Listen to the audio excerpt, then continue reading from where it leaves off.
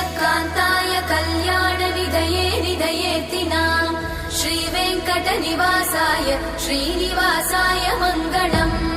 लक्ष्मी सविभ्रमालोकसुभ्रूविभ्रमचक्षुषे चक्षुषे सर्वलोकानां वेङ्कटेशाय मङ्गलम्